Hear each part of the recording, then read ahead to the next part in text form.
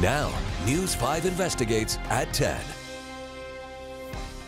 Guilty on all 165 counts. That's the verdict for James Holmes, nearly 3 years after he opened fire at an Aurora movie theater, killing 12 people, injuring 70 more. The next step is sentencing, which begins next Wednesday. The jury must decide whether Holmes will be put to death or sentenced to life in prison without the possibility of parole. We have live team coverage of tonight's guilty verdict. News 5's Kelsey Kennedy in Centennial getting reaction from victims of that attack. And Matt Pritchard is breaking down how gun rules have changed in the past 3 years. We'll get to them in just a few minutes. But first, for more than an hour, the judge in Arapahoe County read the jury's verdicts, all 165 counts against Holmes. And Holmes showed little emotion as the judge delivered that decision, which you saw unfold live right here on News 5.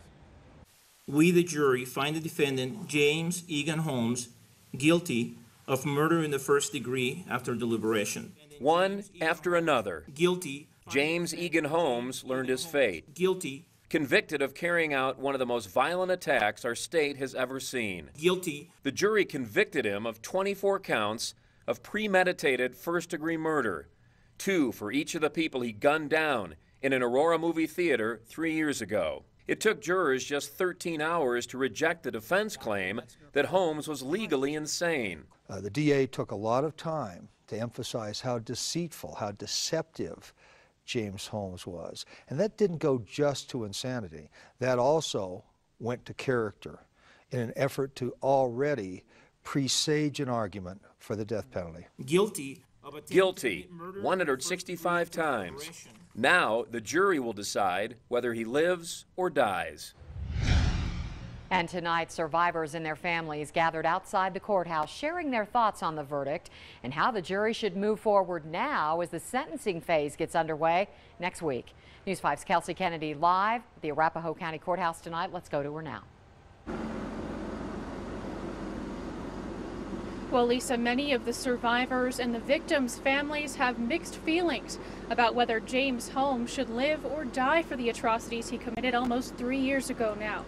Many of them saying they thought they were anti-death penalty until they lived through this nightmare, and that changed their minds. The death penalty is the only penalty that fits the crime that he committed that night. Guilty of murder in the first degree after deliberation. A gasp of relief for those that lived through that night as the jury found Holmes guilty on all counts this afternoon. My body shuddered. I just felt flushed of everything. So much relief. I felt great. Youssef Garby was just 16 when he was shot in the head by James Holmes inside the theater. Still, he's keeping an open mind about whether Holmes should die for his crimes. I'll leave that to them. You know, like I said, I don't have any expectations. I don't want to disappoint myself. Many of those that survived the attack crushed by the loss of a loved one that protected them that night.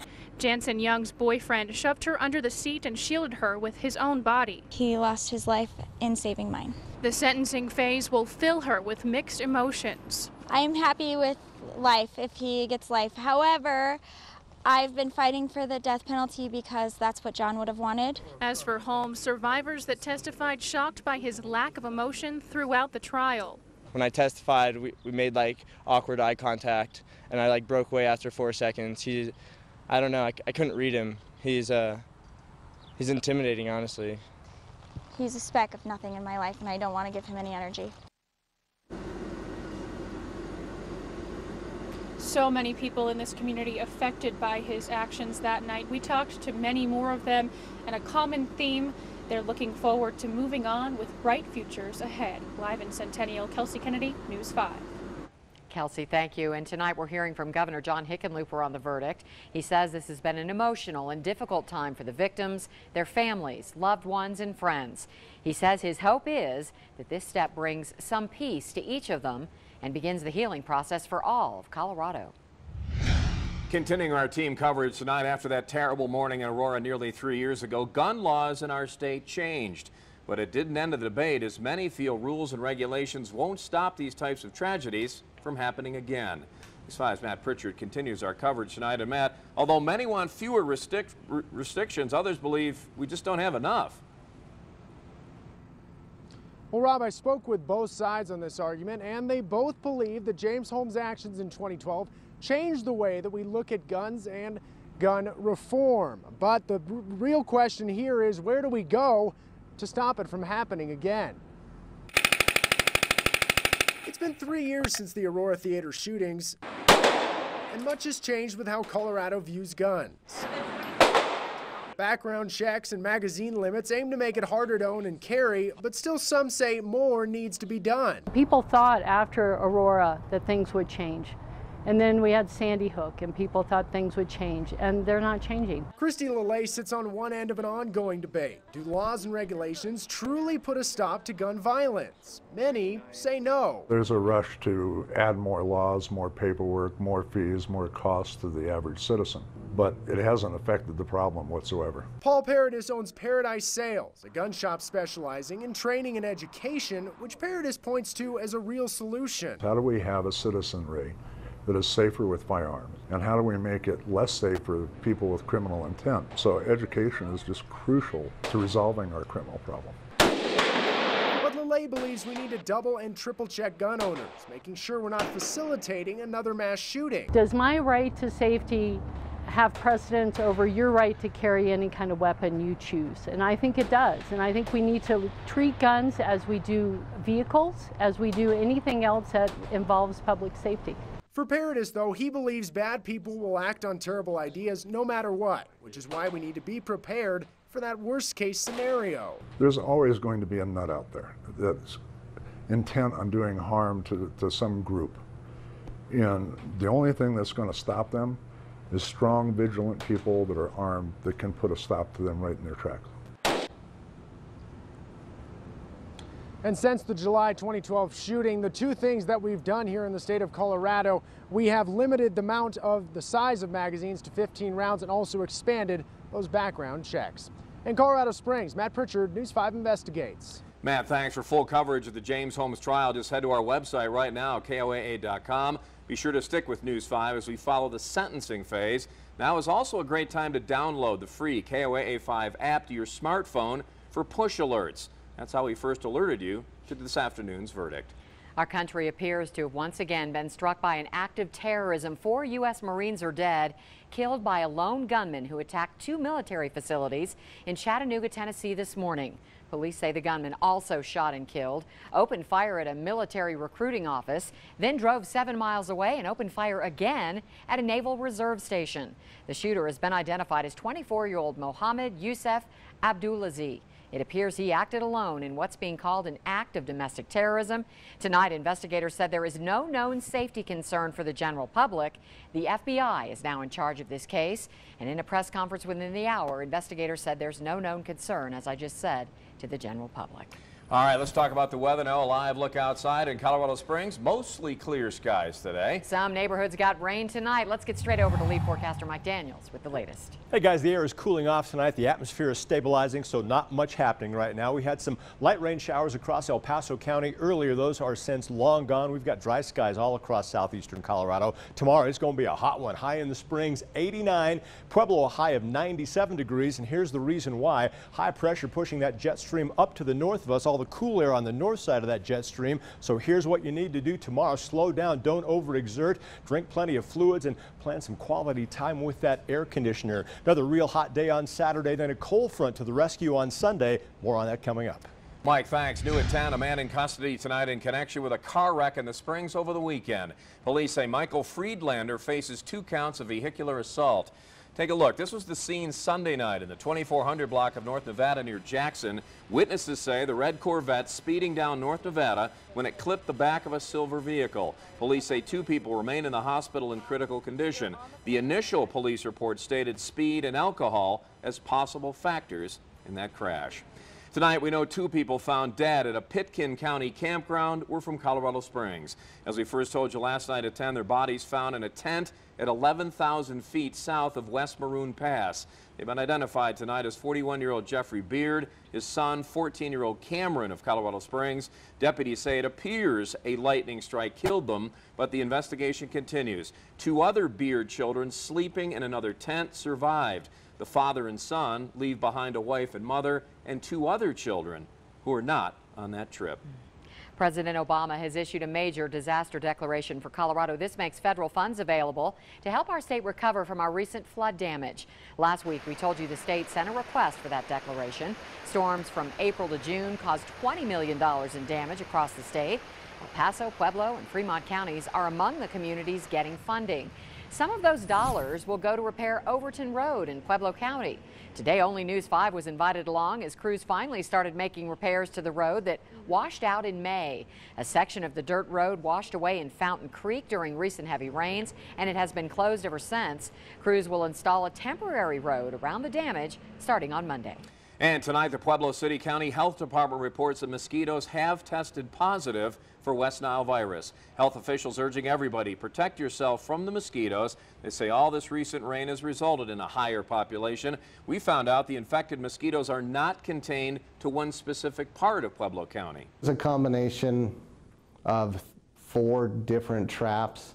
So they pull the mosquitoes from 4 different traps and they send them in. So they're all over the city. And remember, always look for DEET when buying insect repellent. Limit your outdoor activities at dusk and dawn and drain any standing water around your house. So far, no human cases have been confirmed in Pueblo.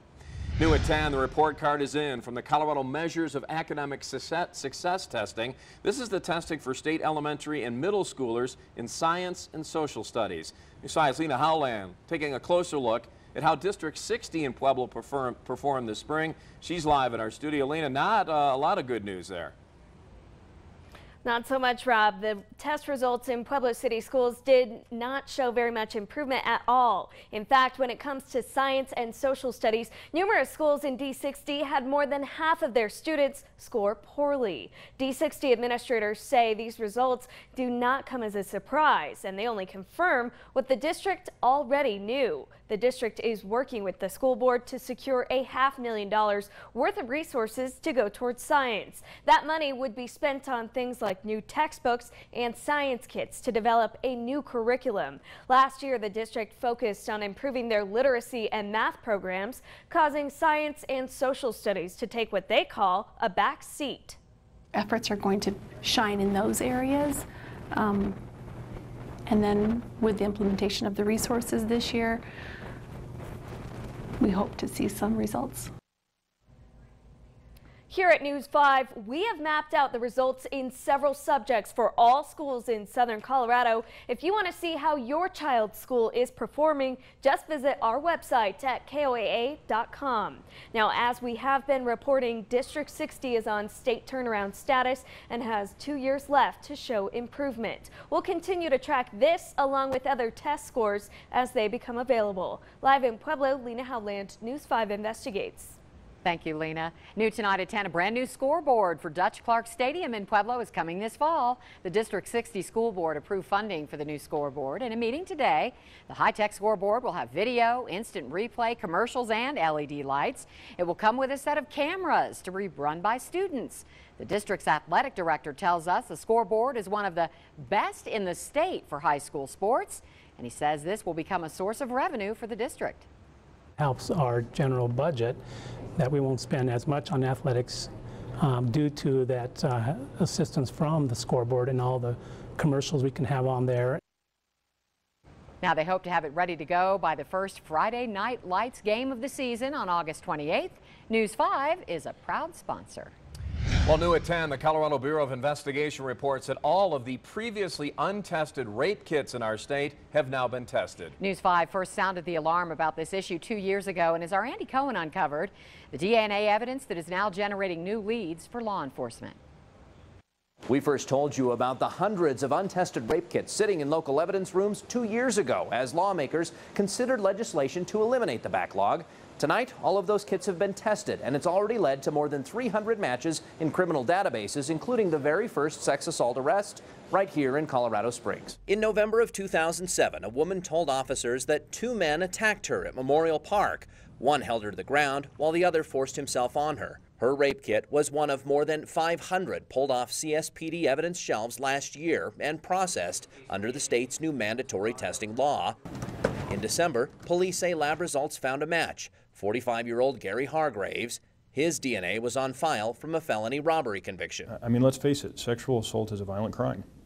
And when we are able to now identify suspects of violent crime, and if we can develop probable cause for their arrest and then arrest them for that offense, are we making the community a safer place in doing so? Sure. The Hargraves investigation is one of about 30 cases Springs police officers have opened thanks to DNA matches found because of the testing. The department uses the help of civilian retired officers to chase down those leads. Those civilian investigators are now responsible for contacting victims, submitting additional evidence to a laboratory for testing, reviewing the investigation that comes back with a hit or a laboratory report to determine if that hit or report does provide us something that needs to be followed up investigatively. New CBI numbers show roughly 10% of the backlogged kits tested statewide resulted in DNA matches, and at least 1,000 new profiles were added to criminal databases. Victims advocates say they're encouraged by the results. It's a fantastic step forward that we're really going back and testing that backlog of rape kits, but it's important for us to remember that just getting the information isn't enough. We have to use that information to really hold the offenders accountable. But new national numbers show there is still much work to be done. USA Today surveyed more than 1,000 American police departments and sheriff's offices and found at least 70,000 untested rape kits. That's despite billions spent by Congress in the last decade to help law enforcement agencies test them. Senator Michael Bennet sent a letter to the Attorney General last month asking her to help speed up the process. Gary Hargraves, the defendant from that 2007 case, is due in court next month, and the CSPD tells us that if anyone has information about a cold case sex assault, to give them a call. Andy Cohen, News 5 Investigates.